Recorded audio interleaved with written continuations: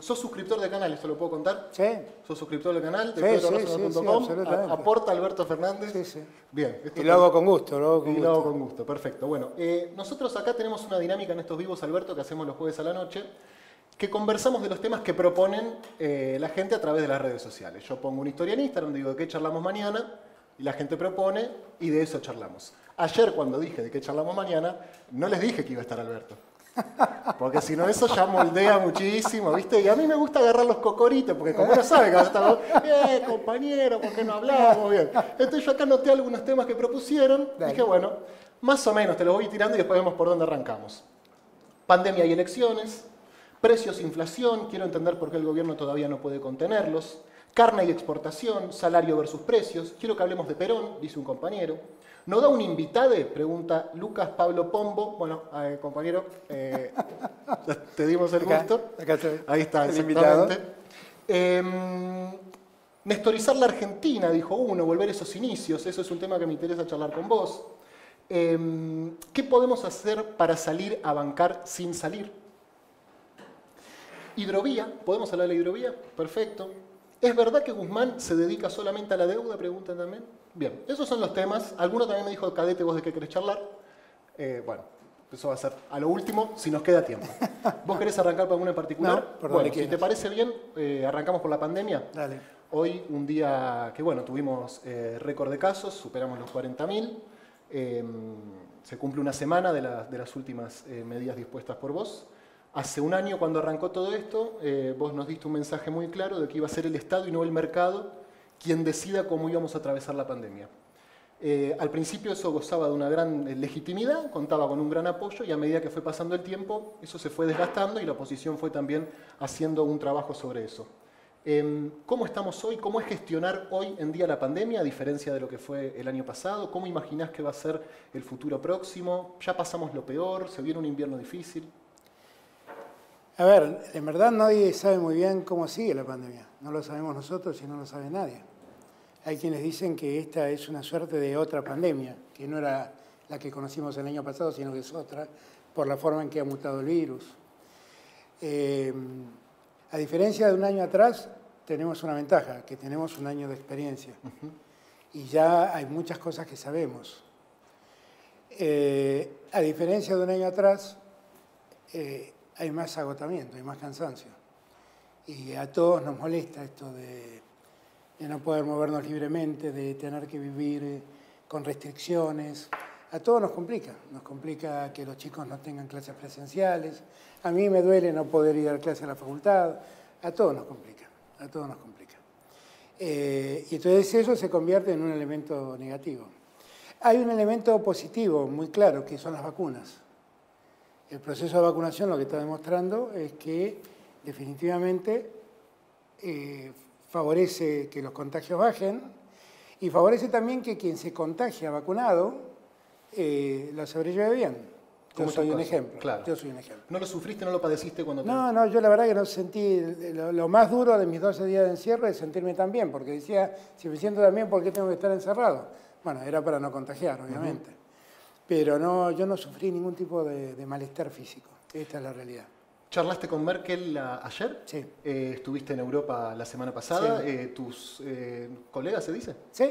¿Tus colegas cómo lo ven? Porque allá, ¿viste? Siempre Europa son como están 2-3 meses adelantados. Yo siempre digo que yo miro lo que pasa en Europa para darme cuenta de lo que va a pasar. A nosotros nos está pasando lo que le pasó a Europa hace 2 meses, 3 meses. Llega el frío, vino esa segunda ola, vino con mucha virulencia. Yo no sé si te acuerdas, pero yo hace unos... habrá sido en marzo, calculo yo, 18, 19 de marzo creo que fue, di un discurso donde yo conté lo que estaba pasando. Dije, miren, tenemos este escenario, estamos rodeados de países que tienen la segunda ola, no ha llegado todavía en Argentina, va a llegar, dije, tenemos un problema con las vacunas Sí. están, ¿te acordás? Cuando empezaste a preparar el terreno de Claro, lo que se venía. y todos dijeron, ¿para qué habló? Sí. Si no resolvió nada. Como yo, por ejemplo. Claro, vos. Como yo. ¿Para qué habló? ¿Para qué habló? El miércoles a la noche, sí, no anunció nada. No anunció nada. Sí. Bueno, no, te conté todo. Ahora te das cuenta que te conté todo. Te conté todo lo que yo veía que iba a pasar. Y lo que pedía era ir preparándonos para ese escenario. Un escenario donde teníamos que ir a andar los codazos buscando vacunas, y donde iba a llegar la segunda ola con la virulencia que llegó. Después intenté buscar un consenso para ordenar las restricciones. Me costó. Después impuse la obligación de que a las 8 de la noche en el AMBA se cerraba y en todos los lugares donde hubiera alerta epidemiológica. Algunos me acompañaron, otros me acompañaron menos. El problema siguió creciendo. Y cuando ya el problema siguió creciendo, les dije, ¿se acuerdan lo que les dije en marzo? ¿Se acuerdan lo que les dije después? Bueno, ahora ya tienen el problema golpeando en la puerta de la casa. ¿Qué hacemos? Y ahí todos dijeron, paremos. Y entonces vinieron estos 9 días que están transcurriendo de este encierro un poco más fuerte. Que vamos a ver los resultados en unos días. Que definitivamente yo creo que van a bajar los contagios y vamos a poder ordenar el sistema sanitario, porque el sistema sanitario, nosotros podemos seguir poniendo camas de terapia intensiva todos los días, pero ya no tenemos médicos que la atiendan. Entonces tenemos que parar los contagios para que los médicos puedan atenderlos, ya no para que tengan camas, para que los médicos que existen puedan atender. Sí, me acuerdo que el año pasado en Santa Fe Perotti había triplicado la cantidad de camas y tenía 3 ocupadas nada más y que te había dicho, bueno, ojalá no las tenga que usar y ahora Santa Fe tiene colapsado el sistema sanitario. Córdoba agregó 1000 camas de terapia intensiva. Pero están llegando vacunas, ¿no? Están llegando vacunas a un ritmo, se aceleró y creo que se van a acelerar más en los próximos meses y días, con lo cual estamos teniendo, dentro de los países con los que podemos compararnos, estamos teniendo un promedio de vacunación razonablemente bueno, diría yo, ¿no? O sea, ¿Estás conforme con la campaña de vacunación? No, me hubiera gustado que sea más rápido, pero estoy conforme viendo lo que le pasa al resto. Veo que a nosotros nos fue un poco mejor que al resto. Pues nosotros vacunamos con vacunas de probada calidad. Segundo, tenemos mucha gente para vacunar. No somos un país de pocos habitantes. Y aún así hemos logrado avanzar. Y el propósito que nos fijamos de vacunar a los mayores de 60 ya casi lo hemos cumplido. Y ahora lo que más preocupa es que en esta segunda ola empieza a atacar a la gente de menos edad, ¿no? Y las está atacando mal.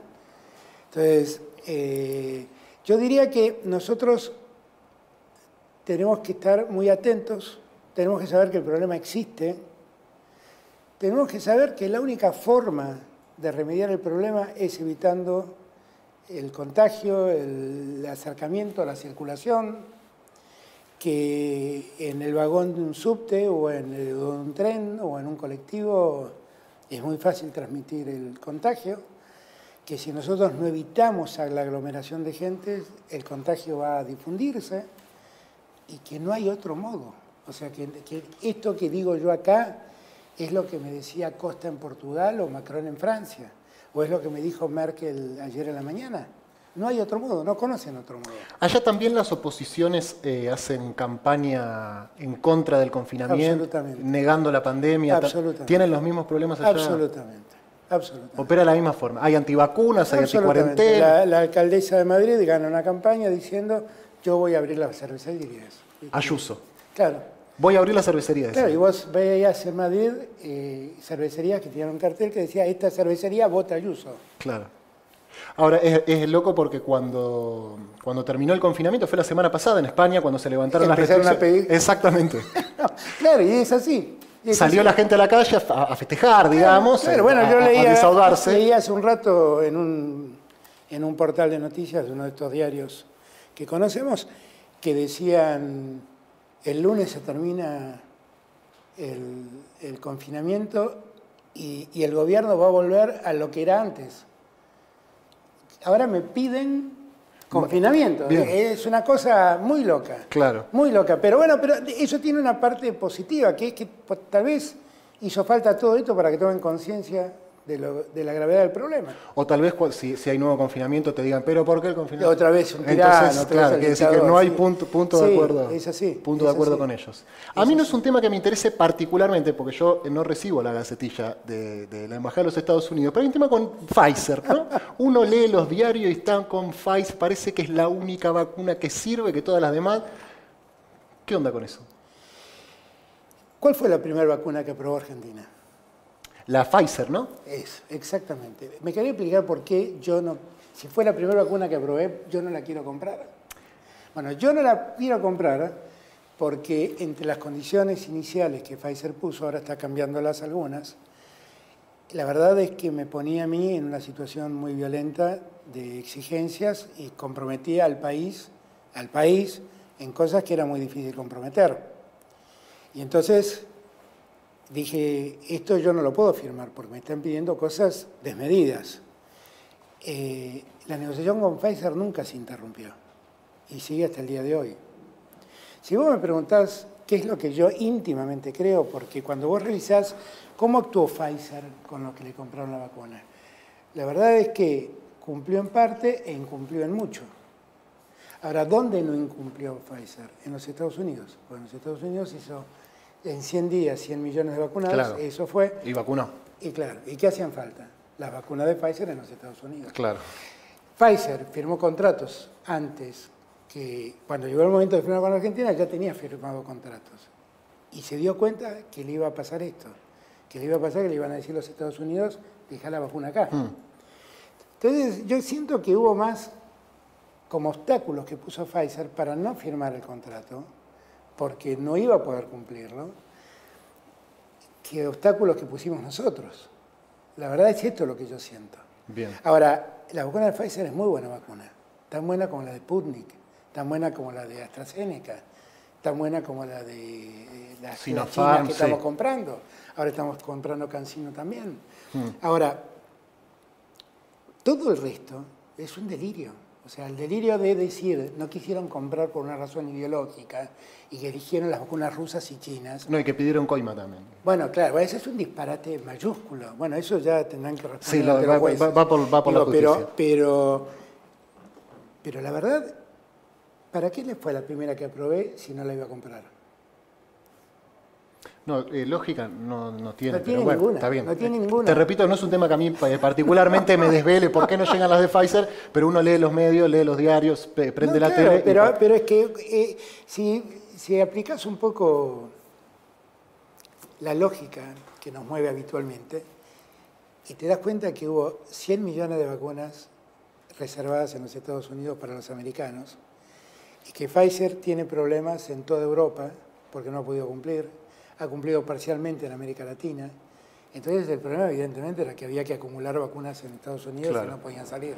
Te digo, te saco de la pandemia, pero obviamente es algo que va a tener absolutamente toda la charla. Y pasamos al tema precios, que es uno de los temas más recurrentes en este vivo, en estas charlas que hacemos acá en esta unidad básica virtual, que tiene dos aspectos. Por un lado, bueno, lo caro que están, y por el otro lado, lo poco eficiente que se está mostrando el gobierno para poder controlar eso, ¿no? ¿A qué se debe, digamos? Uno como consumidor, digamos, demanda que los precios estén accesibles. ¿Qué demandan los formadores de precios? Digamos, ¿cuál es esa tensión, esa disputa? Las causas de la inflación en Argentina no es una sola. O sea, por ejemplo, los que decían la causa de la inflación es que emiten dinero, no, evidentemente esa no es una causa. Nosotros lo que tenemos... La maquinita. Claro, la maquinita de emitir dinero. Esa no es la causa. Hay un conjunto de causas en Argentina. Nosotros tenemos un problema con algunos productos, fundamentalmente con los alimentos y con la carne, que hay una demanda internacional de estos alimentos que hace subir el precio. Que de repente China tuvo que sacrificar no sé qué cantidad de su ganado porcino y fue hacia el ganado bovino y empezó a comprar carne en proporciones y en cantidades siderales y los precios subieron mucho.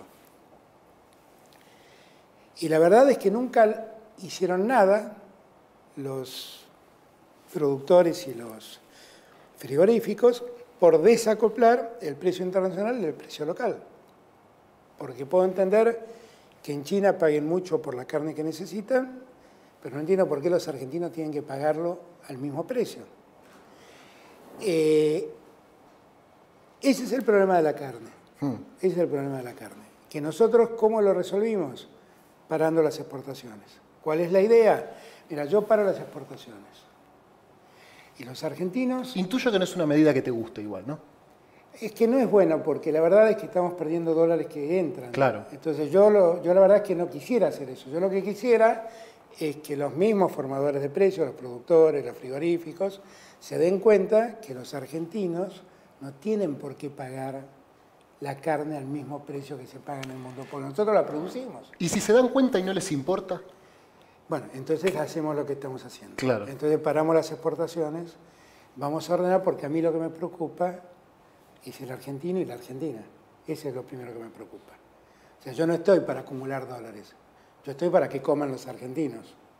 Eso es lo primero, eso es lo primero. Te pregunto esto porque toda disputa política con ese sector es resistida, obviamente, y además te genera a vos, no digo que te importe o que sea importante, pero bueno, que somos comunistas, que avanzamos sobre Sí. la propiedad privada, Claro. que no hay reglas claras para producir en la Argentina, ante el más mínimo atisbo para intentar disputar un poco la rentabilidad de los dueños de la tierra de la pampa húmeda. Claro. Me parecía que son intocables. Pero es que esa es otra causa de la inflación, que se ve básicamente en los alimentos, en la producción de alimentos. Olvídate de la carne. Pensá en los productos elaborados, en los fideos, en el arroz, pensá en el resto, en la lata de tomates, en las conservas. Ahí el problema es otro. Ahí es un problema de quién se queda Con la ganancia. el ingreso, con la ganancia. Y que además, yo creo que hay un problema que tiene la Argentina. Yo se lo decía siempre a Néstor esto. La Argentina en materia inflacionaria tiene como dos características. La Argentina es un país punk. Primer punto. Sí, sí. Ahora te lo explico, ahora te lo explico. La segunda, mira, esta es la buenísima para esta semana en Springfield. Y la segunda... Poneme el zocalito, por favor. La Argentina es un país Y pan. la segunda, ahora te lo explico. Y la segunda es que en materia de inflación, la Argentina es un alcohólico recuperado. Entonces, ¿qué es lo que necesita un alcohólico recuperado? Que nunca le pongas una copa de vino delante. Porque cuando se lo pones, le prueba un sorbo y no para, y vuelve, y vuelve. La Argentina ve un poquito de inflación y todos vuelven a... Vamos, antes que la inflación me atrape, yo corro, Marco los precios. Claro, yo corro delante Sí. de la inflación. Y eso es lo que en economía llaman la inflación autoconstruida. Eso en la Argentina existe. Es un problema de conciencia social. Es una sociedad que vive permanentemente con mecanismos de inflaciones que suben, bajan, suben, bajan, suben, bajan, y en esa locura nadie quiere perder. Entonces, ¿todos qué hacemos? Aumentamos por las dudas. ¿Ok? Sí. ¿Por qué la Argentina es un país punk? Porque en ese sistema es muy difícil prever. ¿Y cuál era la consigna primera del mundo punk? No hay futuro. Vivía el presente, no hay futuro. Y la Argentina es así. En la Argentina no hay plazos fijos al menos de 30 días. Nadie invierte a 180 días. Vos ves un plan de negocios hecho por un americano, es un plan de negocio a 20 años. Ves ese mismo plan de negocios hecho en Argentina, es un plan de negocios hecho a 5 años. Entonces, ¿qué les pasa a estos tipos? Todo lo tienen que recuperar ya, no hay futuro, es la lógica que hay. Como no hay futuro, todo lo tengo que apropiar ya. Entonces, si pasa una oportunidad, por ejemplo, la Argentina tiene una oportunidad con la carne vendiendo y exportando. Pero bueno, acá hago la diferencia, porque no sé cuánto dura. ¿Y se puede exportar el Perdón, sí. nada de lo que estoy diciendo es una justificación, es solamente una explicación de causas. Nada es justificable. No se justifica ni el no hay futuro, ni me quedo hoy porque es la oportunidad que tengo. No, obviamente, yo te lo pregunto además porque fue un tema de campaña importante, ¿no? No, y El claro, asado, el acceso a la carne. Y es una preocupación mía. Por eso yo te digo, yo se lo dije el otro día a los de los frigoríficos, miren, yo entre los exportadores y la gente elijo a la gente. Yo esperé todo lo que pude esperar para que ustedes ordenen este tema, porque está en manos de ustedes ordenar este Claro, tema. ahí igual se arma un poco la sábana corta, ¿no? Porque nos faltan los dólares que ponen los productores, Sí. entonces es como un... Sí, pero lo que no puede faltar es comida en la mesa de los argentinos. Lo que no puede ser es que un argentino no accede... Yo no quiero más vivir el tiempo en donde una persona tenía que resolver si pagar la tarifa de luz o comprar un remedio. No, eso no. Yo eso conmigo no quiero que se viva. No me quiero meter mucho en cuestiones técnicas porque la verdad que se me escapan, digamos, pero te pregunto, ¿existe la posibilidad de, por ejemplo, o liberar la exportación de pelleto o de lomo o de los cortes más caros? Eso podría ser una posibilidad. Y que se queden acá el asado. Eso podría ser una posibilidad, pero ¿sabes cuál es? Es un tema complicado de explicar. Ok. Hoy lo estaba hablando justamente. Vos vas a la carnicería. Sí. ¿Cuál es la característica de la carnicería? Vos ves que hay una media res cortada. ¿No? ¿Ves? Los carniceros compran una media res. En esa media res está el lomo, está la colita de cuadril, está el pelleto, está el asado, está el vacío, está el matambre, está la entraña, están todos los cortes, ¿no? Ahora, él paga una media res, no paga cada corte en particular. De acuerdo a cómo sea el consumo del lugar, va a ser el valor del corte. Seguramente en un lugar de una población más de menos recursos, más popular si vale el término, el lomo ahí va a estar más barato y va a estar más caro el asado y el vacío que en otros lugares. En Recoleta seguramente va a estar más caro el lomo y más barato el asado y el vacío. Entonces, en verdad los precios finalmente se terminan componiendo en función de lo que cuesta la media res. Entonces, cuando vos decís, saco el lomo, saco el pelleto, saco la colita de cuadril y la mando afuera, que esto se exporte y yo me quedo con el resto. No funciona así porque compran la media res. Por eso yo soy youtuber y no soy ministro de producción, afortunadamente. Claro, bueno, pero ojo que esto también... Viniendo para acá yo pensé eso, ¿por qué no exportamos el coso y claro, nos quedamos el asado? No, claro, no funciona así. Claro, nosotros a partir del 1 de enero del año que viene lo que vamos a pedir y exigir a los frigoríficos es que vendan la carne trozada. O sea, que vendan el lomo por un lado y el asado por el otro, para que no exista más esta necesidad de compensar el precio de la media res. Te venden la media res y vos componés los precios de acuerdo al lugar donde te toca vender. Te uno este tema con, justamente, valga la redundancia... Pero perdóname, lo que sí estoy decidido es a que vamos a levantar el cierre de exportaciones el día que tengamos claramente resuelto este tema. Hasta entonces no voy a hacerlo. Porque lo que está visto es que exportando el 30% de lo que se produce, esto es más o menos lo que se exporta, tenemos un problema enorme con los precios internos. La lógica primera te dice, si vos no exportás vas a tener más oferta y entonces los precios van a tender a bajar. Claro.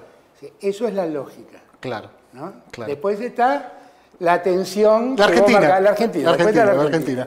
Te uno este tema con la unidad del frente de todos. Vuelvo al tema Vicentín, no para autoflagelarnos y darnos y por qué no pudimos con Vicentín, pero me parece que es emblemático de que este tipo de decisiones que requieren tener una coalición que esté unida y que tenga una unidad de acción y de concepción, y me pregunto, digamos, si en aquellos, en aquellos aspectos en los cuales no logramos avanzar, ¿es por una resistencia que hay de los otros sectores o porque no tenemos una unidad justamente de concepción y de acción adentro del frente de todos? Lo uno con Vicentín porque, y te lo pregunto, la verdad que no lo sé, por ahí me decís, no fue así. A mí la sensación que me dio es que más que los que se movilizaron en Avellaneda, Santa Fe era el pueblo, lo que nos faltó fue vigor de nuestra propia fuerza política, de dirigentes del frente de todos que salieran a decir, estamos bancando esta medida, que por lo menos públicamente no lo hicieron de una forma concreta. Te digo, bueno, claro, cuando uno tiene que afectar esos intereses, digo, tenemos que ir todos juntos de la mano. Después, no sé cómo lo resolverán ustedes, en un cuarto discuten, por ahí no están de acuerdo, pero para afuera vamos todos. Y como que eso no pasó. Pero yo creo que Vicentín, el problema fue otro, quiero serte franco. O sea, está claro que ese día me acusaron de comunista, expropiador, chavista, todas las cosas que me dijeron. Y festejamos, muchos festejamos. Pero a mí no también me preocupa eso, a mí me preocupa porque para mí el manejo de la economía es un problema de racionalidad, no es otro el problema. Y en la lógica de la racionalidad es evidente que el mercado no resuelve los problemas. El mercado es un lugar de competencia donde el más fuerte prevalece. Y hay cuestiones que no pueden en una sociedad funcionar así y ahí el Estado tiene que estar presente. Eso no es comunismo, es racionalidad, punto. ¿Ok?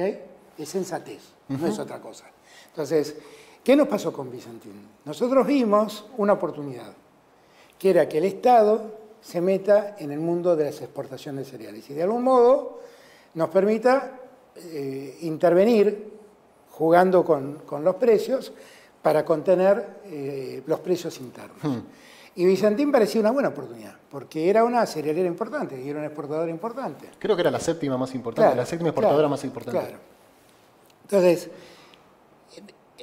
nosotros dijimos, bueno, como el Estado es acreedor, porque era acreedor por la FIP y era acreedor por el Banco de Nación, estaba también el Banco Provincia, estaba también el Banco Ciudad, que había muchos recursos del Estado para reclamar ahí. Sí. Dijimos, bueno, metámonos. Nos metimos. Ahí vino la reacción de la que vos hablas. Y vino la reacción corporativa, que usó un juez de Santa Fe para ponerle límite a la decisión interventora que yo había dictado. Vicentini se llamaba el juez, si no me equivoco. No me acuerdo cómo se llamaba. Creo que se llamaba Vicentini. Porque... No, pero su padre había trabajado allí en Vicentín, me acuerdo. Lo que sí me acuerdo es que nosotros habíamos intervenido en la empresa para poder meternos y él dijo no pueden intervenir. Lo que pueden poner es un vedor. Sí, me acuerdo. A partir de allí nos pusimos a ver lo que pasaba en Vicentín. Y el cálculo que terminamos haciendo era que nos iba a costar mucha plata y que finalmente eso iba a beneficiar a los accionistas. Iba a beneficiar a los que habían puesto a Vicentín en esa crisis. Entonces el planteo que yo me hice es, pero ojo, porque esto finalmente parece más un salvataje de los que generaron la crisis que un negocio que nos convenga. Y ahí me retiré. Así fue. Porque no me parecía ético. Yo fui con una lógica, que fue la lógica de tratemos de generar una empresa del Estado que intervenga en este mercado. Y de repente me encontré que lo que estaba haciendo era sacándole problemas a los que habían generado esa crisis. Y eso ya no me gustó. Yo me acuerdo que con varios compañeros y compañeras en aquel entonces nos preocupaba un tema que era sentir que se escuchaba más la voz de ellos que la nuestra. Porque claro, ellos no tienen problema en salir a la calle. Eso pasa siempre. ¿Qué hacemos, no? No, eso pasa siempre. Yo sé cómo... Es como si yo tuviera para decir lo que el gobierno hace un megáfono. Sí. Y yo me pongo frente al megáfono y enfrente tengo todo el sonido de Metallica. Sí. Yo grito, pero el sonido de Metallica me tapa. Claro, pero si atrás de vos con megáfono hay 1 millón de personas que dicen vamos Alberto, eso se escucha también. Sí. Y es una particularidad para los militantes peronistas encontrarle la vuelta a este momento, decir, ¿cómo hago yo para torcer la aguja sin poder salir a la calle? Vos sos el primer presidente peronista de la historia que tiene que gobernar sin movilización popular. Esto es algo que lo conversamos mucho en Los Vivos, que es una particularidad, sí. Que es una particularidad que te afecta negativamente. Es un déficit. Es un déficit, claro. Es un déficit. Cualquier negociación que vos lleves adelante. ¿Cómo lo ves eso? ¿Cambiaría en algo ponerle la negociación con el fondo si hubiera 1 millón de personas en la calle? Mira, eso siempre es valioso. O sea, nosotros somos un partido, un movimiento que según alguno elija, que nació en la calle. O sea, un día metieron preso un coronel del pueblo que dijeron, pero ¿por qué meten preso a ese hombre que me estaba reconociendo derechos? Y salió el pueblo a la calle. Desde ese día, para los peronistas, el estar en la calle expresándonos es muy importante. Y ahora tenemos que hacerlo así. Tenemos que hacerlo a través de pantallas. Charlamos, ¿viste? Con una pantalla dividida al medio, los dos mirando para el mismo lado y es... A mí me preocupa muchísimo. Nosotros de verdad que estamos pensando en una unidad básica virtual desesperadamente para hacer algo. A mí me parece maravilloso que podamos tener estos debates. Realmente lo digo, porque yo... La verdad es que toda mi vida fui un militante. No quiero dejar de serlo. Claro. Y me encanta dar estos debates. Y me encanta poder hablarlo con los compañeros. Mira, ya que estoy, lo cuento. Alberto, antes de ser presidente, era un dirigente que era accesible para la charla. De hecho, yo te he escrito más de una vez a decirte, quiero conversar con vos, venite mañana a casa y lo charlamos, porque eso es la militancia política en general y el peronismo en particular. Y sigo creyendo lo mismo. Y de hecho hoy sigo hablando con muchos compañeros que me escriben y me dicen, estoy preocupado por este tema, vení, charlémoslo. Y yo creo que además el debate siempre hace más rico los movimientos políticos. Pero sí, lo peor para un movimiento político es el discurso único, porque cuando ponemos un discurso único, perdemos la reflexión. Estamos lejos en el frente de todo del discurso único. No, y yo lo celebro. Sí. Yo lo celebro. A mí me gustaría que haya un poco más de... No, porque un poquito más. Vos serías una víctima del discurso único. Vos no podrías hacer Springfield. Claro. Y yo, a pesar que a veces me tirás baldazos de agua... Pero porque no sé que me mirás, Alberto. Si yo bueno, sabía que me mirabas, no te tiraba. No, pero está muy bien. Pero está muy bien porque a mí también me hace pensar lo que decís. Está muy bien. Igual siempre, o sea... Pues yo tenía 16 años. Sí. Y militaba en la UES. Y me acuerdo siempre un día que vinieron unos compañeros en el peronismo que me mandaron el verticalismo. Perón ya había muerto, con lo cual el verticalismo era el verticalismo Isabel. Y yo le dije, no, miren, no lo tomen a mal, le digo, pero además de Perón pienso yo. Y además de Perón piensas vos. Y además de Perón piensa la compañera, pensamos todos. ¿Qué es esto? Perón fue único e irrepetible, punto. Qué lástima, ¿no? Eso también nos vendría. Pero es así. Como es único, él fue más vivo que todos nosotros. Y por eso nos dijo, la organización vence el tiempo. Entonces, ¿qué tenemos que hacer? Es estar organizados, unidos y organizados. Eso Bien. es lo que Perón nos dijo. Bien, no lo pensaba hablar ahora, lo pensaba hablar más adelante, pero ya que lo trajiste me parece importante. Me hablás del Alberto militante de los 16 años. Recuerdo cuando yo era un militante de 18. Y ahí la política en general y el peronismo nos convocaba, independientemente de si lo hicimos o no, a liberar la patria, a luchar por la justicia social. Hoy a la juventud se le pide que se quede en la casa, que se ponga barbijo, que use alcohol en gel. Hay como una dificultad desde la política para convocar desde un discurso épico, que es necesario también para la construcción política, al piberío, a la juventud. Quizás es algo que lo veo yo y que no pasa, no tengo un estudio social, que simplemente... No, pero está bien la discusión. Yo la comparto. Lo veo, viste, que los pibes hoy no están tan cerca de la política como hace 15 años, ni hablar 30, 40. Y que hay pibes que creen que la revolución es no usar barbijo. Y que creen que la revolución es no ponerse la vacuna. Y que creen que la revolución es decir que el virus no existe. Hay muchos pibes de esos. ¿Eh? Sí. Y es muy grave, porque es un discurso de locura que ganan los chicos. Y es incomprensible. ¿Y qué puede hacer la política en un contexto como este para volver a convocar? Enamorar quizás es una palabra que romantiza demasiado la política, pero es necesario, ¿no es cierto? Yo Sí, me acuerdo, claro. o sea... Pero es que lo que nosotros tenemos que hacer es, primero, nunca olvidar nuestros ideales. O sea, este no es nuestro ideal. Esto es lo que nos tocó vivir. ¿Cuál es nuestro ideal? Es lograr una sociedad más justa, más igualitaria. Es distribuir mejor el ingreso. Es hacer crecer al país, pero un país donde crezcan todos, no donde crezcan algunos. Esos objetivos se mantienen absolutamente en pie y nosotros no lo cedemos. Ahora, estamos en un tiempo donde, la verdad, la solidaridad es un hecho revolucionario. O sea, nosotros nos olvidamos, nosotros estamos viviendo un tiempo al que la filosofía denomina posmodernismo. Sí. Donde la regla es el individualismo. Absolutamente. Y el éxito es tener plata. Total. ¿No? Sí. Ahora, nosotros en la pandemia estamos rompiendo la regla del posmodernismo. Porque no tenemos plata. No solamente porque no tenemos plata, sino porque lo que estamos promoviendo es la solidaridad, no es el individualismo. Nadie se salva solo, eso que yo repito, nadie se salva solo. Esta es una pandemia singular. Es una pandemia donde si vos no te cuidás, nos complicás la vida a todos. Si yo no me cuido, no soy solidario con ustedes. Entonces, el cuidarse es un acto revolucionario en el presente. Aunque no lo parezca. Aunque la pasividad de ponerse el barbijo, la verdad es un acto solidario y como tal es revolucionario en este tiempo. Es revolucionario. Entonces, eso creo que hay que entenderlo. También tenemos que buscarle a los...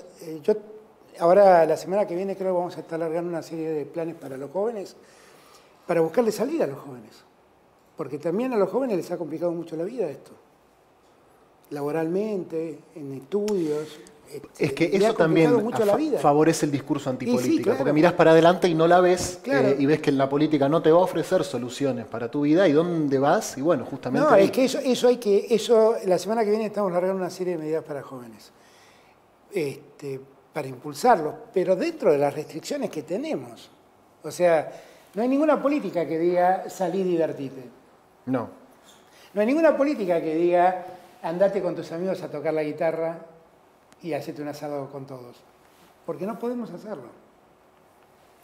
Yo quiero saber, perdón, una mini pausa, si estamos bien técnicamente, si se está escuchando bien. Está todo perfecto. ¿Seguimos, Alberto? ¿Estamos? Sí, perfecto. Es tu Bien. programa. Vamos a llegar a un punto tenso. Por lo menos es tenso en las charlas de los jueves que tenemos, que es el tema hidrovía. Sí. Te voy a ser absolutamente sincero. Yo hace un año no tenía idea de lo que era la hidrovía. Imagino como muchísima gente. Y después de que me enteré puse el grito en el cielo. ¿Cómo puede ser que estemos discutiendo esto y que no podamos avanzar en esta situación? ¿Cuál es la situación con la hidrovía? ¿Cuál es la situación con la concesión? ¿Qué posibilidades tiene el Estado de hacerse cargo? Si no es hacerse cargo del dragado, ¿qué se puede hacer? ¿Cómo lo pensás vos? No. Primer punto. Hay muchos compañeros que son muy virulentos conmigo. ¿No? Sí. Yo siempre digo lo mismo. Miren, la hidrovía venció en el año 2011 y le dieron 10 años más de vida. Y son muchos compañeros que hoy me piden que me haga cargo de la hidrovía. Digo esto para que pongamos un poco las cosas en orden. El problema de la hidrovía no es un hecho revolucionario. Es resolver un problema que tenemos nosotros para conectar el norte del país con la salida al Atlántico. ¿Ok? La utilización de dos ríos, el río Paraguay y el río Paraná, para salir al Atlántico. Para que eso pueda ocurrir, necesitamos dragar mucho los ríos esos. Perdón, dragar quiere eso. decir que haya permanentemente barcos que vayan cavando en el fondo del Paraná, sacando la arena y el barro del Paraná, para que haya más agua y puedan ir barcos con más porte que al cargar más se hunden más y necesitan más profundidad. Que no pase lo del canal de Suez. Exactamente, exactamente. Ese trabajo del dragado de un río como el Paraná no lo puede hacer cualquiera. Y si lo quisiera hacer el Estado, tendría que hacer una inversión millonaria. No tenemos esos barcos, digamos. No existe, no los tenemos nosotros. Y hay muy pocas empresas en el mundo que hacen eso.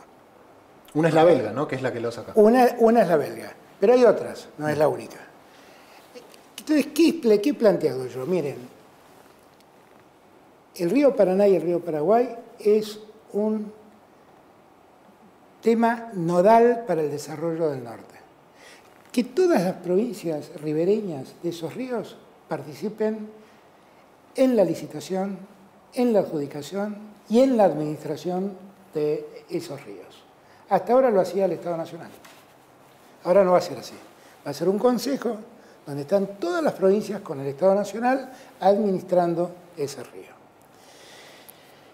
Vamos a llamar a licitación. ¿Qué podemos cambiar de lo que es presente? Bueno, hoy en día, por ejemplo, lo que sería el peaje del uso de la hidrovía, lo cobra el concesionario y después le rinde cuentas al Estado. ¿El concesionario es una empresa argentina? Hoy es la belga. Ah, hoy es la belga, ok. Asociado, no es asociado a una empresa argentina. Ah, está. ¿Okay? Pero digo, lo que podríamos hacer es que cambiar esa regla, que el Estado cobre el peaje y después le pague la concesión. No que cobre la concesión y después se lo rinda al Estado. Bien.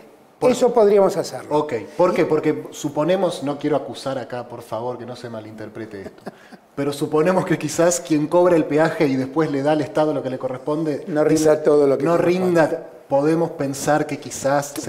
Queremos evitar que eso pase. Queremos Digámoslo de esa evitar, manera. Digámoslo de esa manera. Queremos pase. evitar que digan que pasan 3 barcos cuando pasan 300. Exactamente, Bien. exactamente. Entonces, eso lo podemos hacer, eso lo vamos a hacer. Estamos llamando a una licitación. Es una licitación internacional, es una licitación compleja. Para que nadie piense que hay detrás de esto una segunda intención, puse a todas las provincias involucradas en el llamado a licitación. Ahora, cuando me dicen, tiene que hacerlo el Estado, a mí me da la impresión que piensan que la hidrovía es como una ruta, que que es asfaltar un camino Claro. e ir, poner una cabina para cobrar a los que pasan por ahí. Cosa que el ¿No? Estado puede hacer. Eso lo podemos hacer, claro que lo podemos hacer. Y de ello recuperamos muchas rutas que habían sido concesionadas y hoy las está administrando el Estado. Pero lo que no podemos hacer eso es en la hidrovía, porque no tenemos la maquinaria, la tecnología necesaria para meternos a decenas de metros del Paraná y sacar esa arena y ese barro. No lo podemos hacer. Lo que sí podemos es cambiar esta lógica de que sea la concesionaria que... Eso sí. Eso se puede. Eso sí, ¿Y y qué eso tiene lo vamos a hacer. Lo vamos a hacer. Y lo vamos a hacer en el llamado a licitación. Vamos a decir que el Estado es el responsable del cobro del peaje y a partir de allí paga la concesión. Bien. Yo no soy periodista, pero ya hay dos títulos, ¿no?, en esta charla. Una, que el límite a las exportaciones no va a parar hasta que no se arregle. Y otro, que podemos hacer esto con el tema... yo pensé que ibas a decir que la Argentina es un país punk. La Argentina es un país punk también. La Argentina es un país punk. Esa para Springfield está buenísima. Giotti, está acá la editora de Springfield. No sé si llegamos a meterlo, Giotti. ¿Llegamos a meterlo? Perfecto. Un toque, no mucho, porque tampoco es tan importante, pero un toque de la oposición. Sí. Un toque de la oposición que te está... La oposición que te tocó, que también ha cambiado mucho, ¿no? Porque el año pasado, una polilla. Flor de Decimos polilla. la oposición. Flor de polilla. Decimos la oposición. Y llegan las polillas. Muy bueno. Bueno, ahí está. Se va. Ahí está. No, va a revolotear alrededor nuestro. No, el año pasado también. No sé si te tiré en Springfield cuando pasó, pero cuando lo escuché dije, no, me digas, mi amigo Horacio, me quiero matar. Y eso también cambió este año. Ya no es más mi amigo Horacio. Ellos están mucho más radicalizados y está un poco, no sé si roto el diálogo, pero bueno, ellos están muy parados de mano. ¿Cómo lo ves? ¿Cómo te enfrentás a esta oposición? ¿Te preocupa? Ellos también se están tirando con de todo, no sale en ningún lado. Yo sigo creyendo que en Argentina tenemos que buscar un mecanismo de convivencia democrática que no sea el unos contra los otros permanentemente. Yo sigo creyendo en eso. Yo creo lo mismo, pero ¿no sentís que ellos no creen eso? No, sí, por eso lo digo. Te iba a decir, porque vos me dijiste, no me gustó mi amigo Horacio. Mi amigo Horacio era tender una mano y decir, igual tratemos. Tampoco me gusta auditarte. No, Alberto, pero está bien, pero está bien, pero fue un simbolismo, fue tratar de decir, che, olvidemos la diferencia que estamos en un problema, tratemos de estar juntos. Fue un simbolismo. Por ahí no fue el mejor. Porque está claro que entre Horacio y yo tenemos muchas diferencias, porque finalmente él piensa como Macri, yo no. Yo no. Y no voy a abrir juicio de valor sobre eso, simplemente él está en el partido de Macri, yo no. Y yo siempre me opuse a lo que Macri expresaba. Por lo tanto, a mí no me preocupa tanto, no me preocupa nada que haya dos visiones tan contrapuestas. Lo que me preocupa es que se vea tan afectada la convivencia democrática. Porque todos pueden pensar lo que quieren. Puede haber millones que piensen distinto a mí. Ahora, que me acusen de envenenar gente porque yo compro una vacuna, eso me parece que es grave. Que me acusen de haber impedido la compra de una vacuna porque pedía que haya un intermediario o pedía retornos por eso, no, eso ya es mucho. Eso ya es mucho, porque ahí estás jugando con la tranquilidad de la gente. Yo lo que siento es que esta es una oposición que creció sobre la base de la denuncia. Sí, total. ¿No? Creció en los años de Cristina denunciando. Y ahora no tienen mucho para denunciar. Y entonces lo único que les queda es ser bravucones como son. Y hacer los planteos desde esos lugares que irritan, francamente irritan, porque yo el otro día lo escuchaba al gobernador de Mendoza hablar, y me contaba la situación que estaba viviendo. Y yo le decía, mira, yo comparto tu mirada y entiendo que debemos ir hacia ese camino porque es lo que estoy queriendo proponer, pero atrás, cuando yo resuelva esto, va a salir Cornejo a decir, me dijo, bueno, pero yo no lo puedo evitar. Dicho y hecho. Dicho y hecho. Terminé de dictar la medida, una vez más el gobierno que no supo comprar vacunas, vuelve a encerrarnos a todos. Decís, ¿dónde paran estos tipos? ¿Dónde paran? Digo, ¿no se dan cuenta que hay un momento donde no pueden seguir mintiendo y enloqueciendo a la gente de este modo? Ahora, Yo siempre, por eso soy naif, yo sigo creyendo que en algún momento van a entender. Y en algún momento vamos a poder convivir. Convivir no es pensar igual, es convivir. Es convivir. Yo no estoy tan seguro, pero no es tan importante. Yo tampoco estoy tan seguro, pero lo deseo, pero créeme que lo deseo. Te creo, te creo. Quería hablar también un poco de la campaña digital, porque estamos en año electoral. No va a haber más, o sea, esta campaña va a ser más digital que cualquiera en la historia. No vamos a hacer actos, no vamos a probablemente repartir volantes en las esquinas, no vamos a, bueno, hacer la campaña tradicional. ¿Qué vamos a hacer en esta campaña? ¿Cómo vamos a hacer campaña? Porque, digamos, si yo tuviese a mi favor a La Nación, a Clarín, a TN, a Canal 13, digo, bueno, no pasa nada, si no podemos salir a la calle, tenemos los fierros. Pero yo después de haber visto cómo funciona todo eso, quisiera no tenerlos nunca a favor. De verdad. De verdad, prefiero no tenerlos a favor. Porque la gente sabe, la gente no es tonta, ¿eh? Yo no me olvido nunca que cuando fuimos a las PASO, el viernes, publicaron una encuesta diciendo... El mercado y el sábado los mercados celebran la encuesta que yo publiqué. Y el domingo se chocaron con la realidad. Entonces yo no le asigno tanta importancia a esos medios. Y quisiera no tenerlos de mi lado. Yo me siento más tranquilo con que vos, con tu crítica y con tu desparpajo, me digas lo que pensás, que me escriban como escriben ahí. Bien, no, aparte yo si un día abro La Nación y te están elogiando, me preocupa. Yo también me preocuparía, yo también me preocuparía. Ya a esta altura me preocuparía. Me preocupo. Pero la campaña va a ser una campaña rara, porque va a ser una campaña básicamente ¿Estás pensando mediática. en eso ya? ¿Estás pensando? Sí, estamos trabajando en eso. Bien. Pero va a ser una campaña mediática, básicamente mediática, claramente.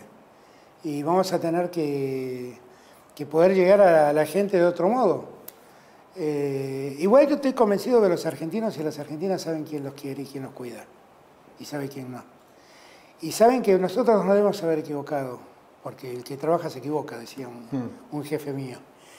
Pero lo que saben es que nunca nos hemos equivocado deshonestamente y nunca nos hemos equivocado queriendo perjudicar a los que son más débiles. Eso lo sabe la gente. Bueno, sepan que acá estamos construyendo una unidad básica digital. Es maravilloso esto, sí. Que cuenten con eso los dirigentes del Frente de Todos, que cuenten con eso los militantes del Frente de Todos, y también convocamos a que haya más, ¿no? Porque hay que unirse, hay que contar cómo hay que hacer para unirse. Exactamente. ¿Cómo estamos de tiempo? Ya... ¿Estamos bien? Estamos bien, perfecto. Mi día termina con vos hoy. Perfecto. Termina bien. Cuando vos termines. Perfecto. De atrás me hacen así. Paco no tiene todos los días la chance de hablar con el presidente. No me quedan muchos temas igual. Bien. Un poco del FMI, de la deuda, que es uno de los temas principales de la agenda política. Hace poco conocimos que el FMI propuso un plan para terminar con la pandemia o para vacunar, para avanzar, de 50.000 millones de dólares, que es una cifra que a los argentinos nos suena mucho, porque cuando escuchamos Fondo Monetario, 50.000 millones de dólares, es la misma que le dieron a Macri, ¿no? Es menos. Es menos que lo que le dieron a Macri. O sea, el Fondo Monetario, para terminar con una pandemia mundial, dispuso menos plata que la que le dio a Macri para perder las elecciones con nosotros, que tampoco somos el Barcelona. No, claro. ¿No es cierto? Bien. O sea, para dimensionar lo malos que son ellos, ¿no? También volviendo al tema de la campaña. Y también buscando estos eslóganes para los cuales ellos son tan buenos, se fugaron una pandemia. Sí, claro. Se fugaron una pandemia. Bueno, ¿cómo son las conversaciones ahora con Cristalina Georgieva? Sé que estuviste ahí, me metí mal papa, todo, salimos. Faltaba Messi nada más. Faltaba Messi. No, eso fue para que la gente entienda, en el fondo se vota. Y hay una serie de cosas que la Argentina está planteando que en algún momento va a llegar al directorio del fondo y hay que votar. Y los países europeos con los que yo hablé tienen peso a la hora de votar. Portugal, España, Francia, Alemania, Italia, eso es un Barcelona. Digo, que en el fondo pesan, esos votos pesan. Claro, o sea, no son solo presidentes, sino que son directores del fondo. Exactamente. Cada país tiene ahí una silla en el fondo y pesan. Y lo que yo fui a plantear es el problema de Argentina. Y lo que fui a plantear es cambiar algunas reglas que el fondo tiene, que me parece que con un criterio de estricta justicia deben ser revisadas. Por ejemplo, el fondo dice cuando vos te sobreendeudas, es decir, tomás más deuda de lo que tu capacidad te permite, tenés que pagar una sobretasa. Ahora, el que da el crédito es el fondo.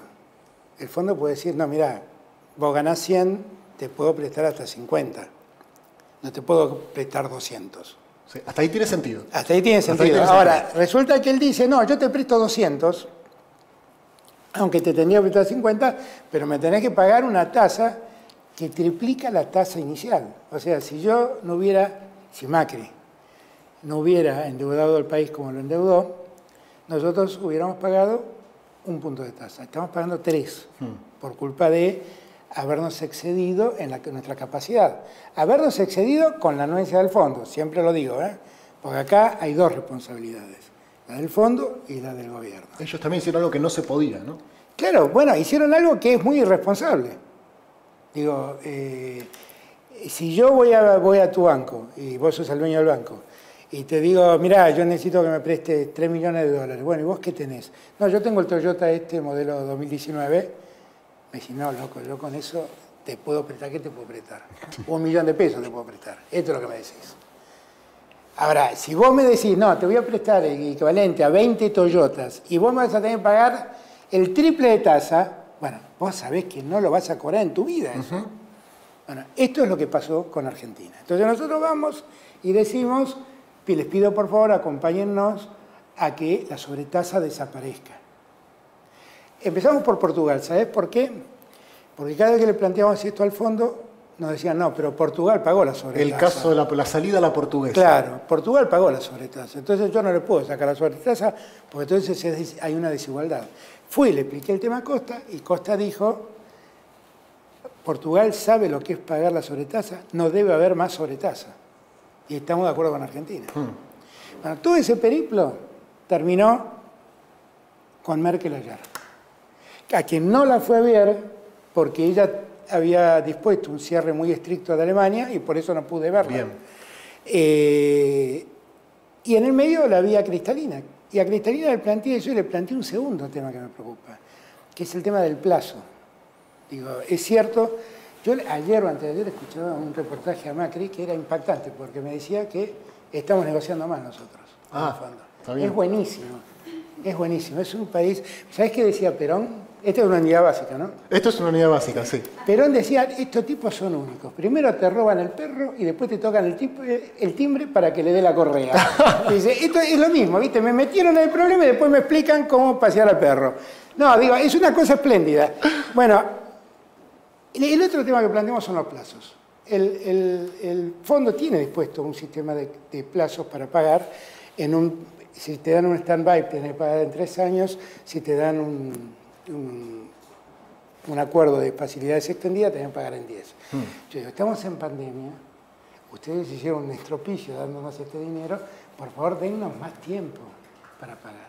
Porque dándonos más tiempo es como la pandemia, ¿viste? Cuando vos ves la curva que sube, bueno, esa curva no sería tan así, se amesitaría y para nosotros sería más fácil pagar. No le estoy pidiendo quitas, no le estoy pidiendo nada, estoy diciendo dame más tiempo. Ese segundo tema también lo hemos planteado. Esa es la discusión con el fondo. ¿El plazo? El plazo y la tasa. El plazo y la tasa.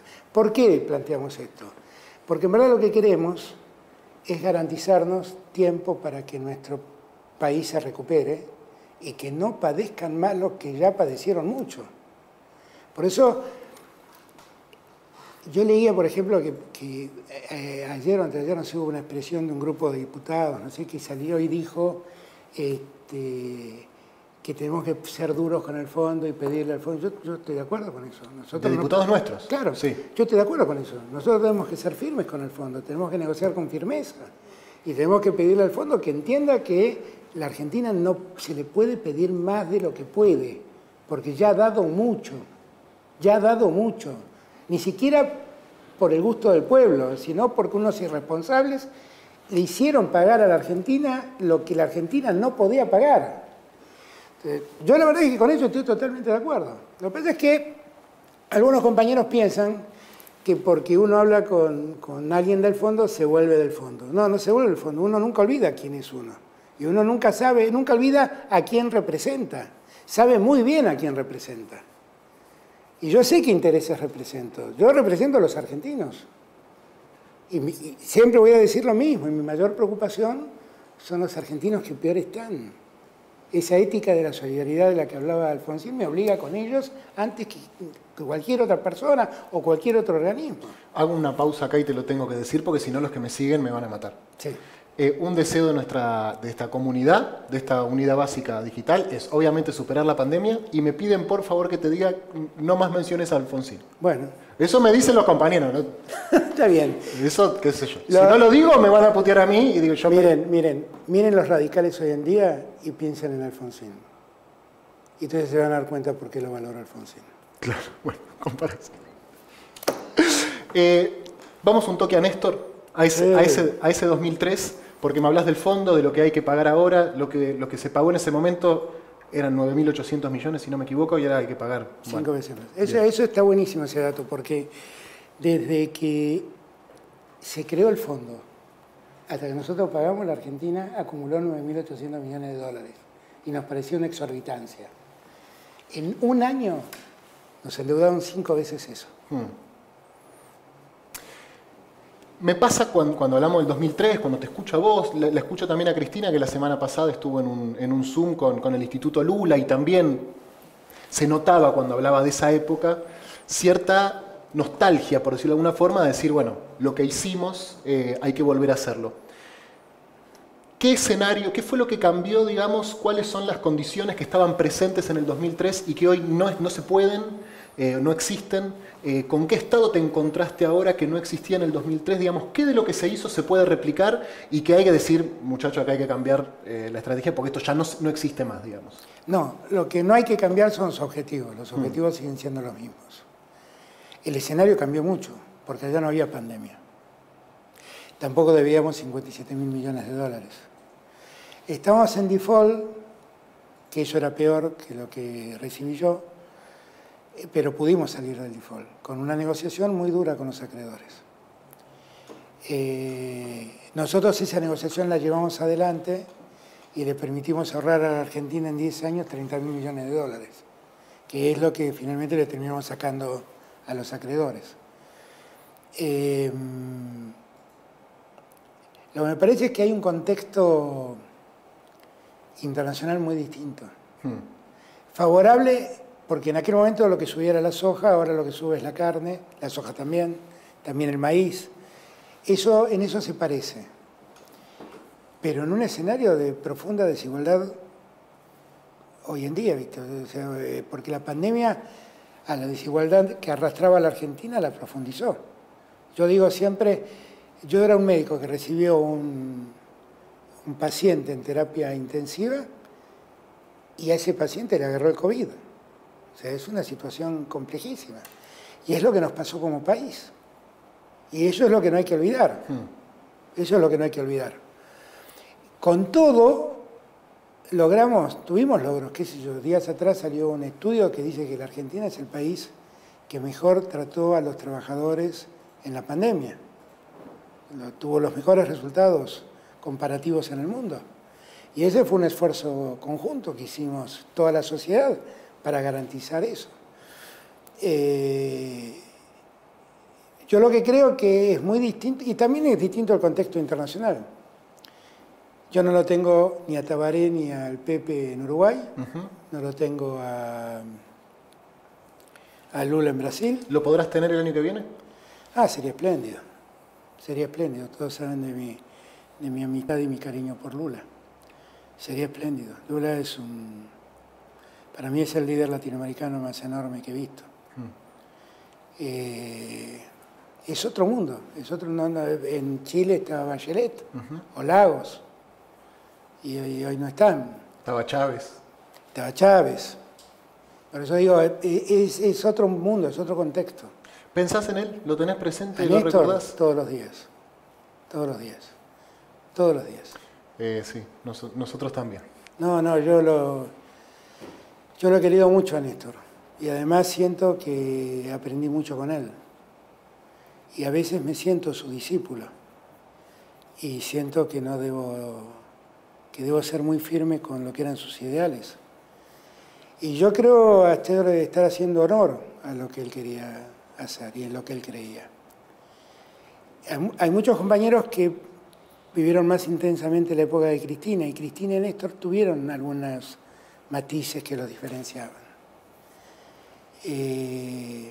Néstor tenía una vocación al diálogo parecida a la mía y era menos confrontativo que Cristina.